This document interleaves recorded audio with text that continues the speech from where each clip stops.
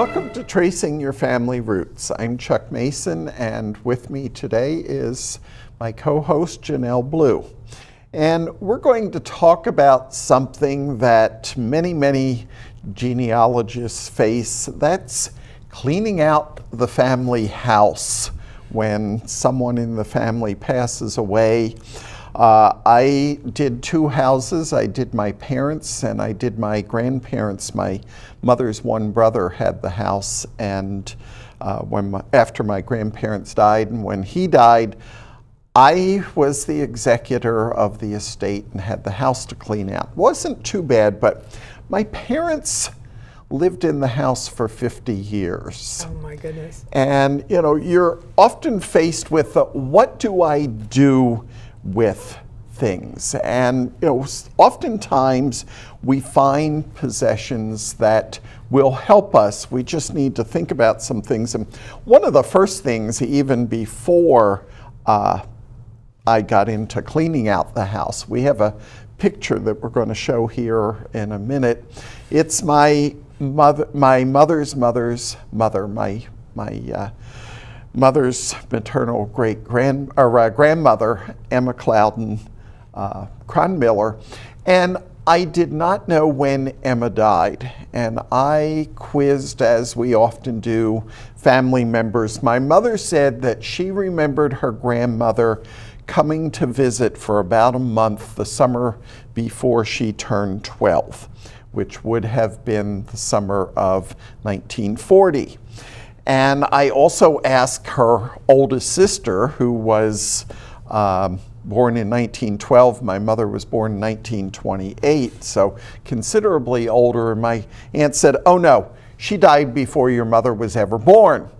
And unfortunately, I didn't have access to death certificates and things like that in Pennsylvania. So we've got a picture of a framed poem that we're going to show here. I went up home to my parents, and there sitting on this ledge of the china cabinet was this poem. And it was a poem about Mother's Day, and I flipped it over, and we'll show the back side here. And the inscription on the back side of the poem says, "To Mother from Emma, May 1938. Well, I knew right away this was a gift from my grandmother's oldest sister, Emma, to her mother, who was also Emma.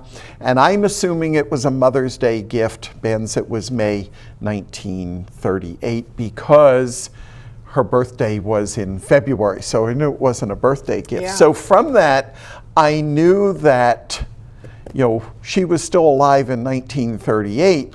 And that made sense that my mother was definitely closer in her remembrance. And once I finally was able to get a death certificate, she died in January of 1939. So she had to have been there a little before my mother turned 12. But I used that as something to kind of gauge or get an age span or a time span when she was there.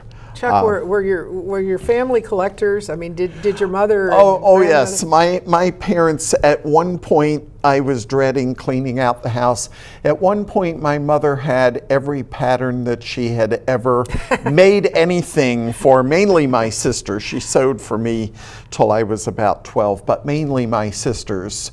Up in the one bedroom in the chest of drawers. And when I opened it, some point she had cleaned that out. I knew she got rid of the scraps of material because I had an aunt who was a quilter, and so she gave Faye all the material that Faye could use. Really so we have things. This is kind of an heirloom or an artifact that I used there. But some of the things we need to think about is, what was the original purpose of the item, and what did it become?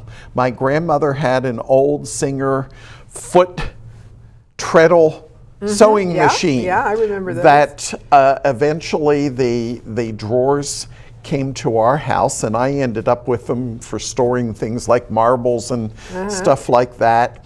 My grandmother eventually converted the sewing machine into an electric one, but then she stopped sewing, and so she had a new top put on the top of it, and it became her plant table where she kept all the plants.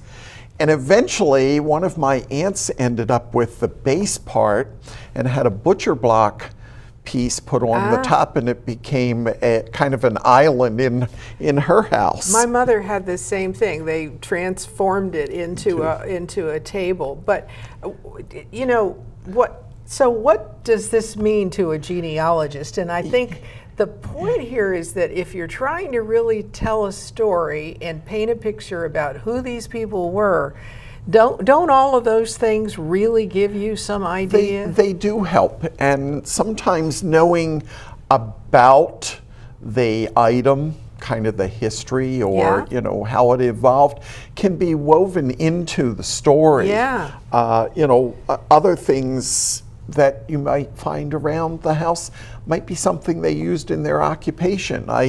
In the lecture that I've done when I talk about this, I show this tool that I have used, and I ask people, and I think all the times I've presented this, I've had one person come close, but what it is, it's a tool for putting metal picks on silk flowers and dried flowers and things that we use in the florist business. It's something that I used for my business. You know, other things might be, did it make their life easier? You know, was it something that made it much easier for them to do things? You know, used to be, my mother started out with the old egg beater when she would make cakes and things like that. And eventually she got a mixer and later hand mixer. And so thinking about those kinds of things and what it may have done for their life and what their life may have been like, depending on what they're using. And it could have also said perhaps what their economic status was. You know, if they were collecting Waterford crystal or depression glass or, you know, that sort of thing, it tells you a little bit something about where they were. You know, one of the other things that I use is when we moved into the house that my parents bought when I was about little past 4 years old, we had coal heat.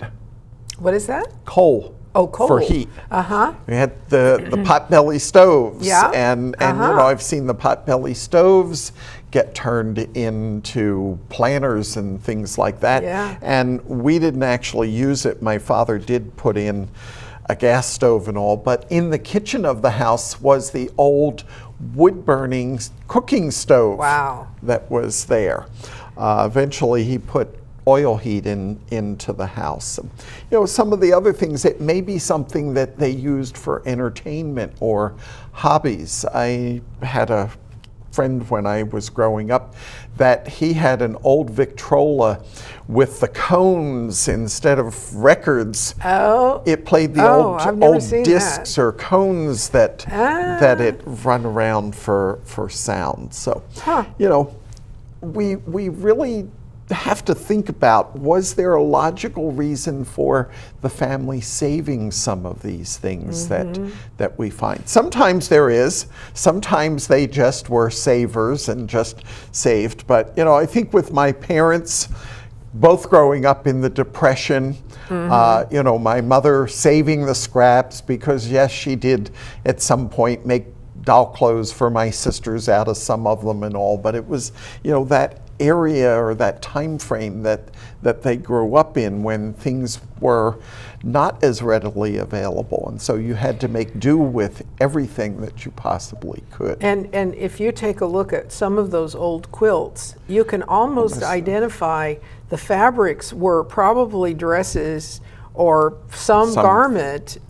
in every one of those little medallions in that old quilt. Or making the christening gown for children out of the bride's wedding gown, things like that. And so, you know, sometimes we think about things and there's a logical reason why they save things, and other times there's not. It's just, they just couldn't get rid of it.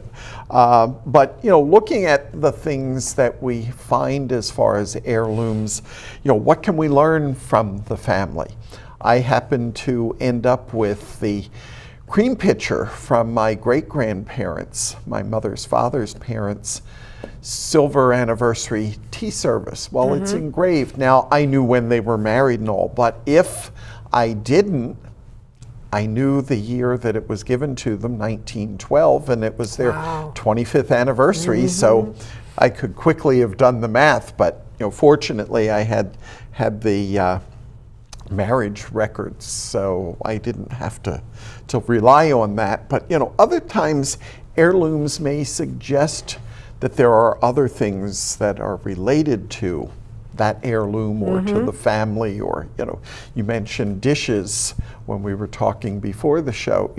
Sometimes the dish sets got divided up, and so other people have them. I'm not sure what happened to the rest of the tea service. I'm hoping it's around somewhere, and if I can identify who has it, eventually I'll at least leave them the cream pitcher in my will. But sometimes the item itself will tell us, oh, we need to go looking for other things. So.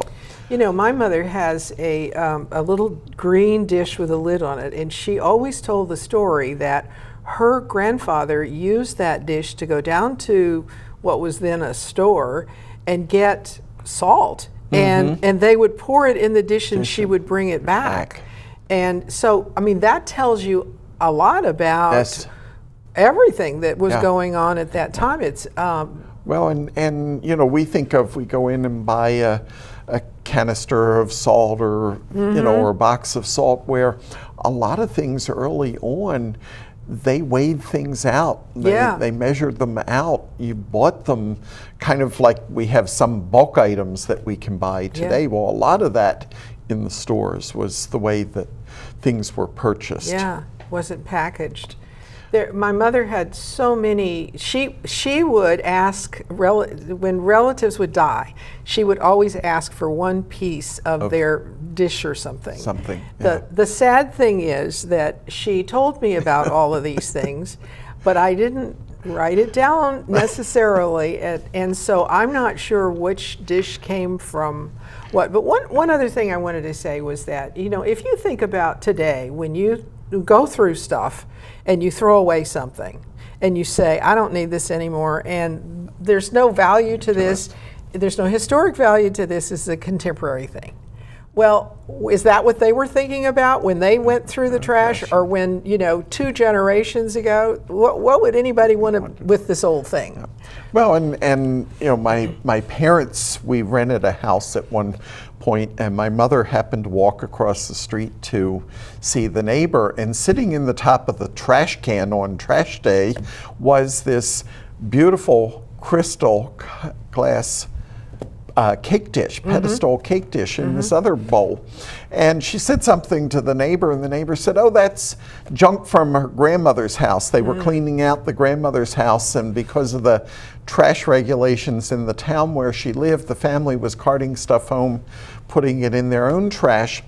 My mother said to her about, well, could she have it? And she gave it to her, and later my mother found out in the early 1980s the cake dish was worth about $350, and the bowl between $225 and $250. And the neighbor said to her, "Oh, I wish I'd have known last week. I threw 4 boxes of that junk out." Oh my! So Lord only knows how much those boxes would have been worth.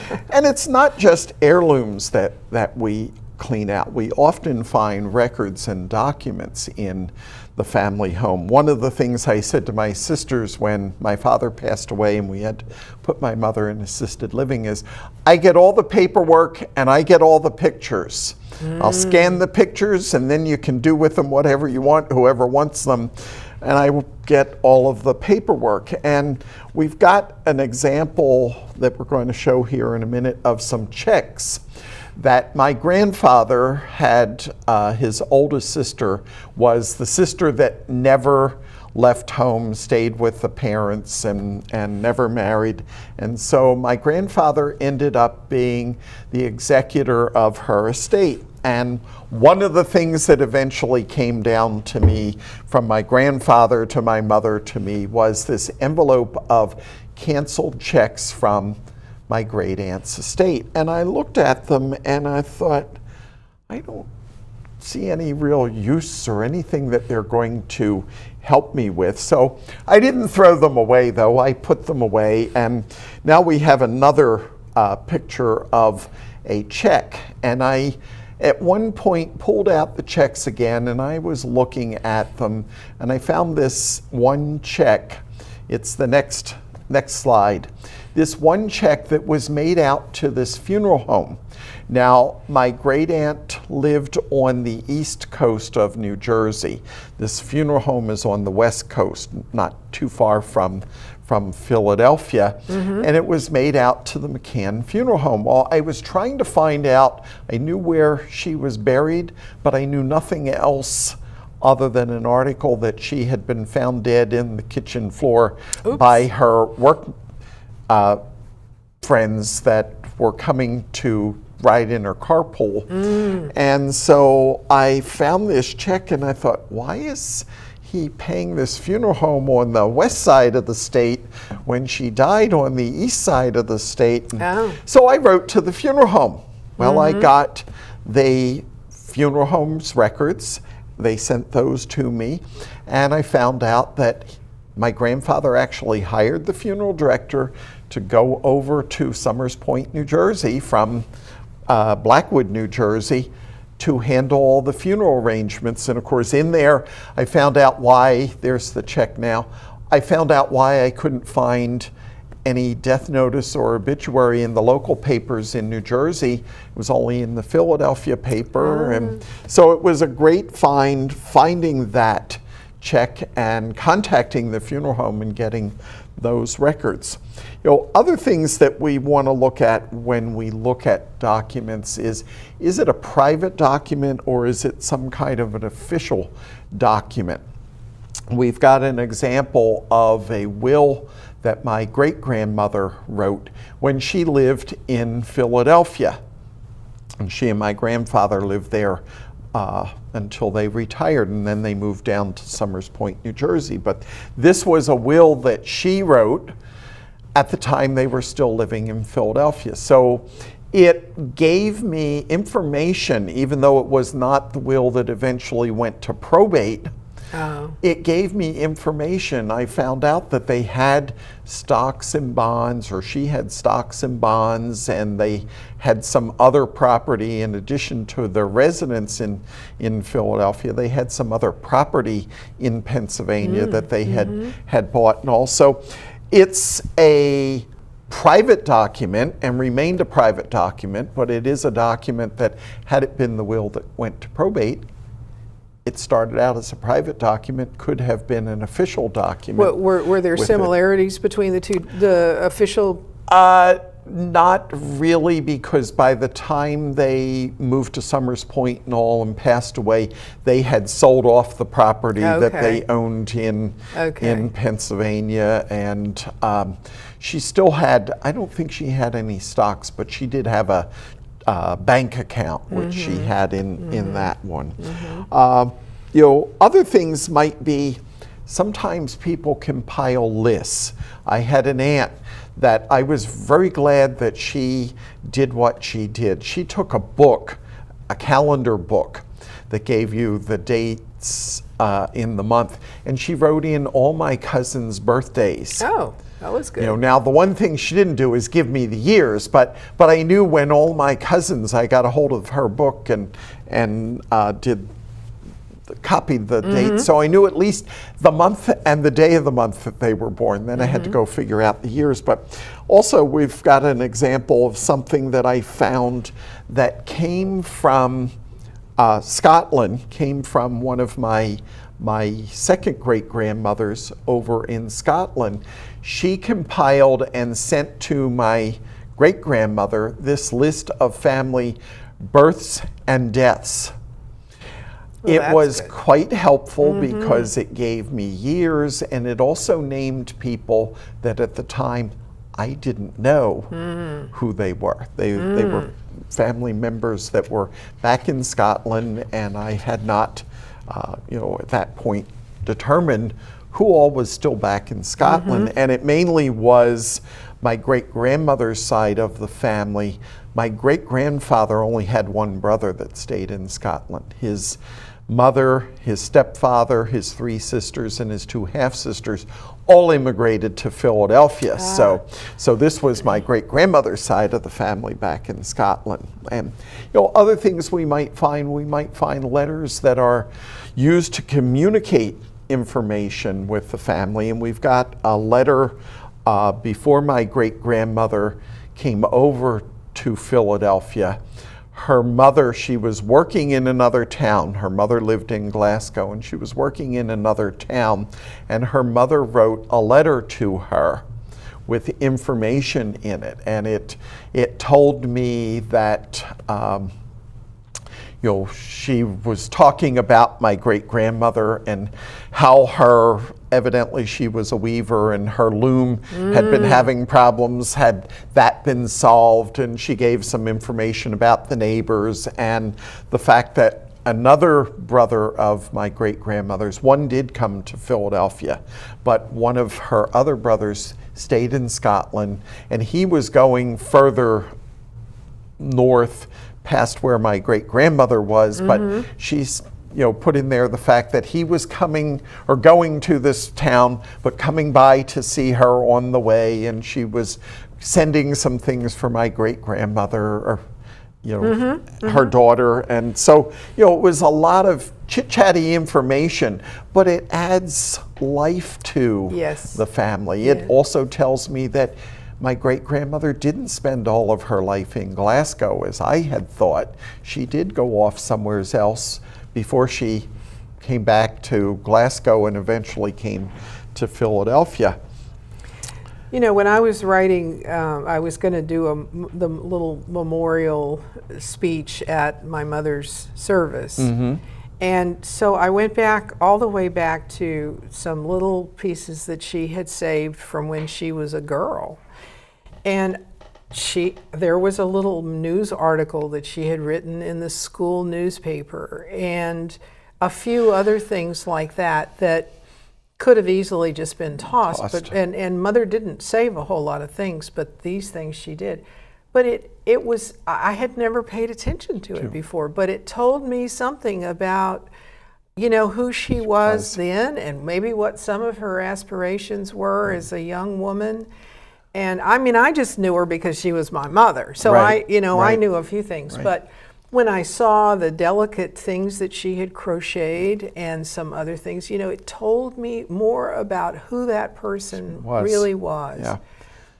One of the other things I have another will that we have an example of, and this is my great-grandfather's will, also written when he was still living in Philadelphia, and not the will that ended up in probate. But it does tell us, when we examine it in the context of when it was written and what was going on, about their life. And things were different, things had changed by the time they moved to New Jersey, and he eventually died. I believe it was about 17 years after he had written this will that he died. So, the documents tell us things about the time frame, but also can give us clues to things today. I've got lots and lots of examples that I didn't bring, but going through, if people save things, my mother was a big card saver. Oh, that's good. People would send cards or and postcards, greeting cards, although she didn't save as much as I wish she had, because my aunt that kept the family log of birthdays also could write a 4-page letter on a postcard. Oh my gosh. And I would love to have some of those postcards. Today I don't think you could get away with it, because she would write all around the address where it was going to and everything else. Other things that I've used, the book from my grandparents' 50th wedding anniversary. They gave them a surprise party, and they had a guest book for everybody to sign. Things like that, going through and identifying who are the people that are in there? Yeah, who are the And, people that were there at the time? At the time, because these were, important people. I was able to go through it, and I knew I was an adult before any of my grandparents died, and so I knew my grandparents, I knew a lot of their friends, but I was able to identify, okay, these were people that were on the farm where my grandfather was an employee on the dairy farm. These were people they knew from church, these are family members, and I took a copy of it and wrote rather than writing on the document. But letters often have information, bits and pieces of things. Other things that I've used, I've got the cards. I had a sister that died when she was 22 months old from cerebral palsy. My mother and father have all of the cards from the flower arrangements. I was able to go through those, and people that they had talked about and I knew years and years ago, but suddenly, oh yeah, that's someone who was in the hospital with my mother at the same time their son and I were born at the same time. So, we're kind of almost out of time, but you really want to, before you just toss things, because we've heard the horror stories of families just going in and throwing things away, and pictures and everything else, and the genealogists just cringe when we hear that. So clues everywhere. Hopefully we've given people some ideas of some things to think about when you have that need to clean a house out, or even maybe if it's just one room. But we've got so much that if we think about it, might be helpful. That's right. To use out there. So it's worth really just taking a look at it, and even if you decide you want to toss it, take a picture of it, scan it, do something. Yeah, to preserve today it. we can with scanners we can get rid of a lot of the paper. So, out of time.